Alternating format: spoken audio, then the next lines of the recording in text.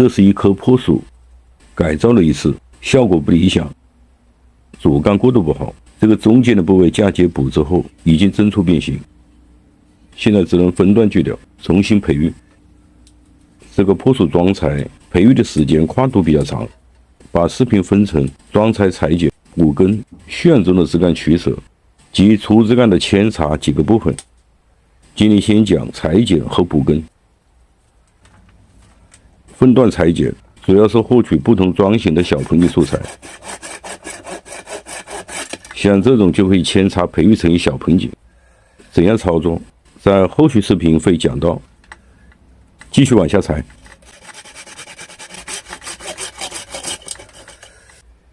也是一个不错的小盆地素材。从这个地方开始，主干失去的过渡，把它裁掉，锯成一个斜平面，对截面进行修整。修整有利于截口面的愈合。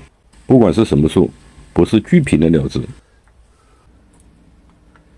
先用球节钳剪出截面的外形，截面要稍微向内凹，不要突出。用刀修出破口，抹上愈合剂，再包膜做好密封，减少截面水分蒸发。改变造型。这个树桩的树根确实更加突出，找一棵柏树苗靠上去进行补根。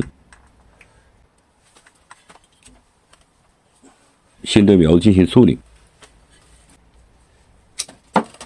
补根主要是横向，纵向过长的树根要剪短。确定好靠截面，将靠截侧的树根剪掉。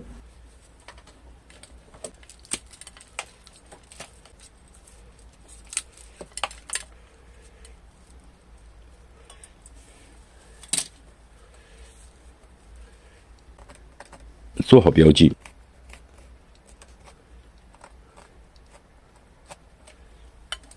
开槽将树根压进去。靠截能形成愈合，主要在皮层。开槽的深度依据靠截苗的粗度确定。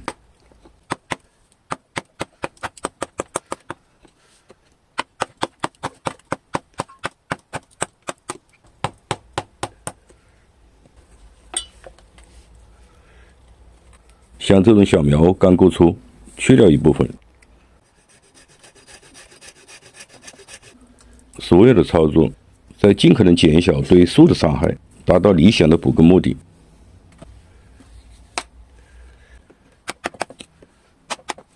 补根时要注意，树根的出根位最好在同一平面上，形成棱状的八盘出根，树根紧凑才会自然。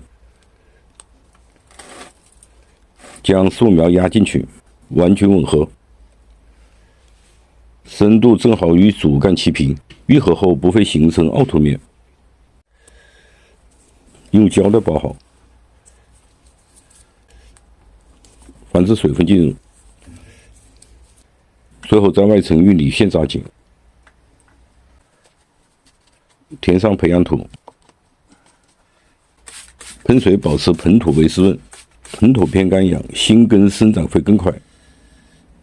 这个柏树再次裁剪，尤其是补根后，在造型上留下了较大的空间，可以继续蓄养做大树型造型，也可以在现有的高度养出枝做成矮把造型。不管是哪种造型，都花更多的时间进行蓄养。关于这个柏树的改造结果、蓄养中的定型和枝干的取舍，在下期视频我们接着聊。我是三全农场，感谢您的收看，下期见。